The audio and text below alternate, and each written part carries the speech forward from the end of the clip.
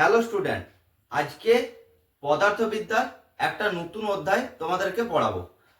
আমি লাস্ট ক্লাসে পদার্থবিদ্যার একক ও মাত্রা এই চ্যাপ্টারটা শেষ করেছিলাম। আজকে তারপর থেকে পড়াবো। আজকে যে চ্যাপ্টারটা তোমাদেরকে পড়াবো সেটা হচ্ছে স্থিতি ও গতি, যেটা তোমরা ক্লাস 9-10-এ পড়েছো। সেটাই আমি ভালো করে আজকে পড়িয়ে দেবো, কারণ এখান থেকে পরীক্ষায় ভীষণ ভীষণ ভীষণভাবে প্রশ্ন আসে। বিশেষ করে রেলওয়েতে তো প্রচুর প্রশ্ন আসে এখান থেকে, এবং সব কম্পিটিটিভ এক্সামে এখান থেকে প্রশ্ন এসে থাকে। দেখো তাহলে শুরু করছি। স্থিতি ও গতি, ঠিক আছে। স্থিতিকে ইংরেজিতে কি বলে? রেস্ট, এবং গতিকে ইংরেজিতে বলে মোশন। ইংলিশ টার্মগুলো আমি লিখে দিয়েছি।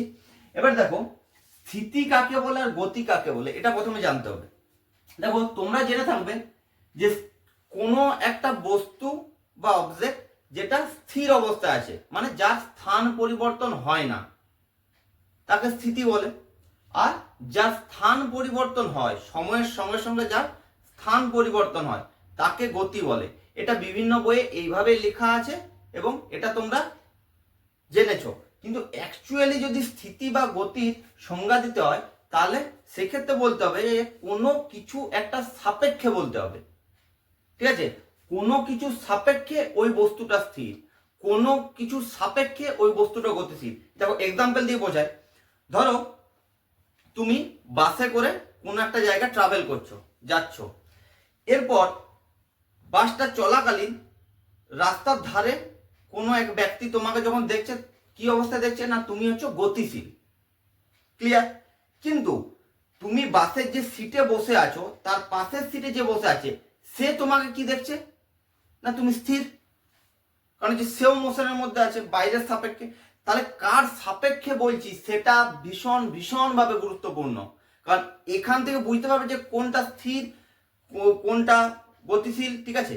এটা বোঝা যায়, ঠিক আছে। মহাবিশ্বে এমন কোনো বস্তু নেই যেটা একদম ইউনিভার্সাল, একদম স্থির অবস্থায় আছে। যেমন দেখো এখানে ধরো এই বোর্ডটা তোমরা দেখতে পাচ্ছ, কি বোর্ডটা কি অবস্থা আছে? স্থির। আমিও দেখতে পাচ্ছি বোর্ডটা স্থির আছে, ঠিক আছে, বা স্থিতি আছে, গতিশীল নয়। কিন্তু ধরো পৃথিবীর বাইরের থেকে যদি কেউ ওই বোর্ডটাকে দেখে, তাহলে কি পৃথিবীটা গতিশীল? তো পৃথিবীর ঘূর্ণন নয়, সে কি দেখবে যে বোর্ডটা হচ্ছে গতিশীল। ক্লিয়ার? বুঝাতে পেরেছি? তাহলে স্থিতি বা গতি পড়তে হলে কোনো কিছু সাপেক্ষে এটা বলতে হবে যে এর সাপেক্ষে এটা স্থির বা এর সাপেক্ষে এটা গতিশীল। ক্লিয়ার? তাহলে মেনলি যে জায়গাগুলো আমরা পড়বো সেটা হচ্ছে গতি বা মোশন। এই মোশন পড়তে গেলে কিছু কিছু টার্মস আমাকে খুব ভালো করে জানতে হবে, এবং এখান থেকে না কিছু ছোট ছোট অঙ্ক এখন পরীক্ষাতে আসছে, সেগুলো আমি দেখাবো কি কি সূত্রের মাধ্যমে হয়, খুব সহজভাবে দেখাবো। দেখো প্রথমে আমি টার্মস গুলো জেনে নিই। প্রথমে যেটা জানতে হবে সেটা হচ্ছে দূরত্ব, ঠিক আছে। এর ইংরেজিতে কি বলে? ডিস্টেন্স, ঠিক আছে। দূরত্ব বা ডিস্টেন্স মানে ধরো এইখান থেকে এই জায়গাটায় আমি যাচ্ছি, ধরো এই দিক হয়ে, এই পথ হয়ে, এইরকম হয়ে, এই দিক হয়ে এখানে পৌঁছালাম। তাহলে এই যে টোটাল যে পথটা আমি অতিক্রম করলাম সেটা হচ্ছে আমার দূরত্ব। ক্লিয়ার? এটা বলে ডিস্টেন্স।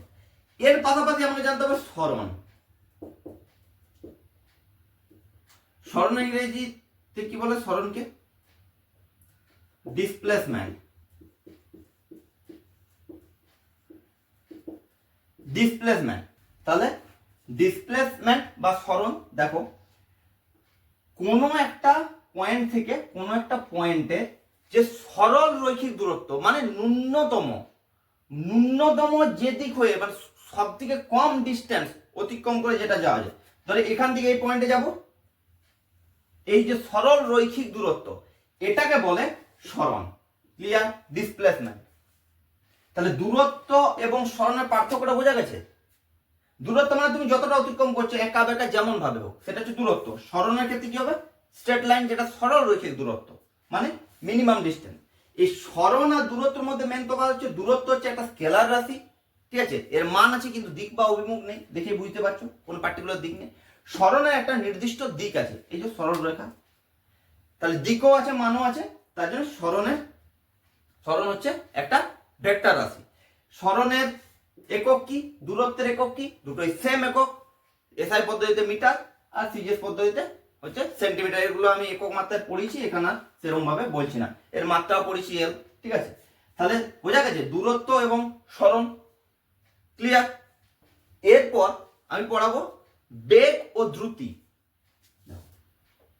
বেগ ও দ্রুতি, প্রথমে দ্রুতি।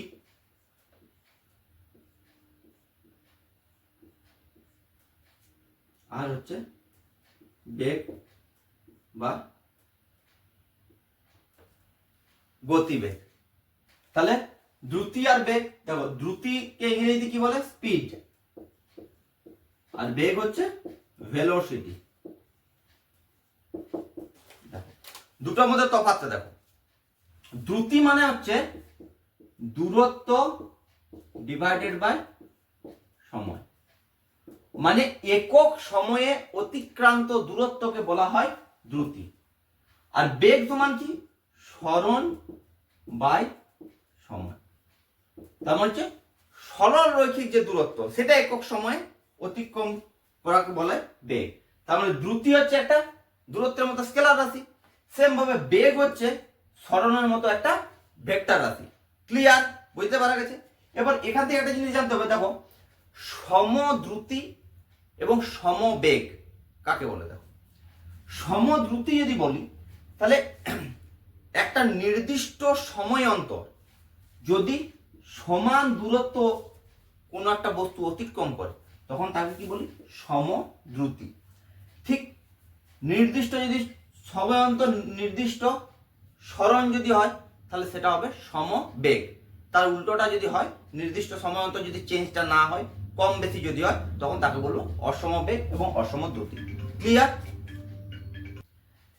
তাহলে দ্রুতি এবং বেগের একক মাত্রা এগুলো আমি পড়িয়েছি তোমাদেরকে, দুটোর একক মাত্রা সেম, ঠিক আছে। যেহেতু দুটোই দূরত্ব বাই সময়, ঠিক আছে।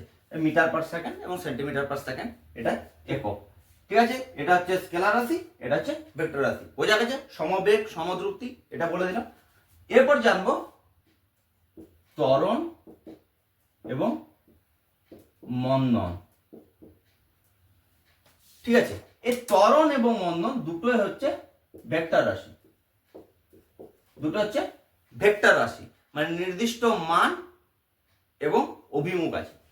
দেখো ত্বরণ কাকে বলে এবং মন্দন কাকে বলে না, ত্বরণ সমান হচ্ছে বেগ বাই সময় এবং মন্দন সমান গতিবেগ বাই সময়।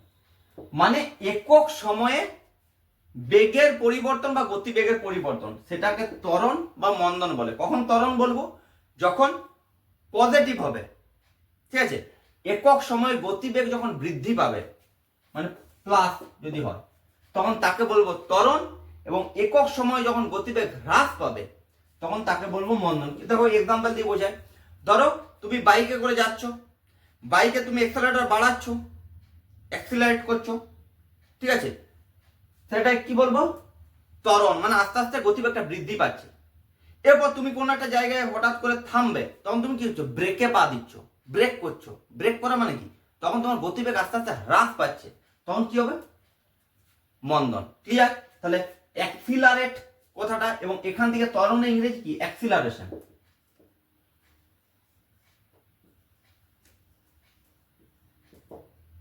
অ্যাক্সিলারেশন, ত্বরণের ইংরেজি হচ্ছে অ্যাক্সিলারেশন। ক্লিয়ার।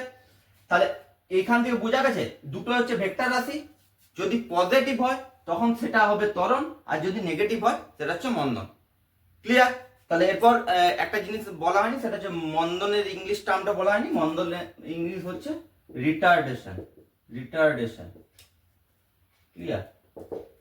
ত্বরণ হচ্ছে অ্যাক্সিলারেশন, মন্দন হচ্ছে রিটার্ডেশন, ঠিক আছে।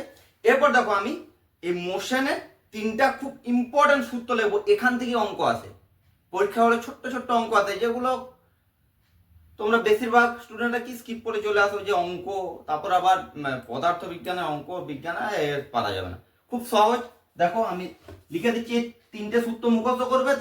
তার তিনটে ইম্পর্টেন্ট সূত্র কি কি, একটা হচ্ছে ভি সমান ইউ প্লাস এটি সেকেন্ডটা হচ্ছে এস সমান ইউটি প্লাস হাফ এ টি স্কোয়ার, আর হচ্ছে ভি স্কোয়ার সমান ইউ স্কোয়ার প্লাস 2as।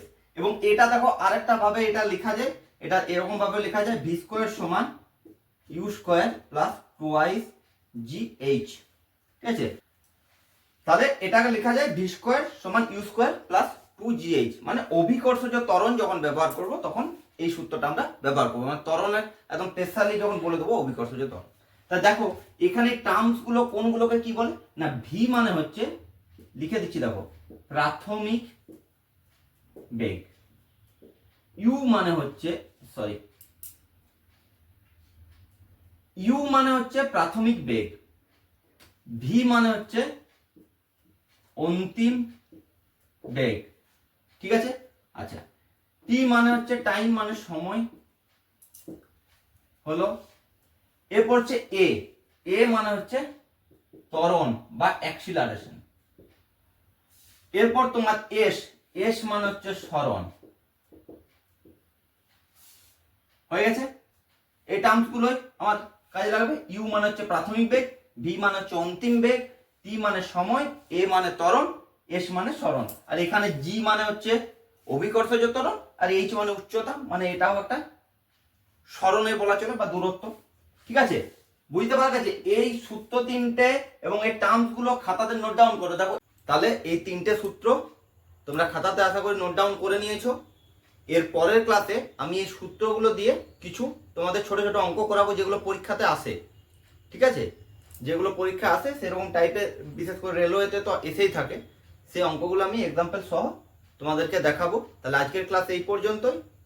এর পরের ক্লাসে আমি স্মৃতিগতির যে অঙ্ক সেটা আমি করব।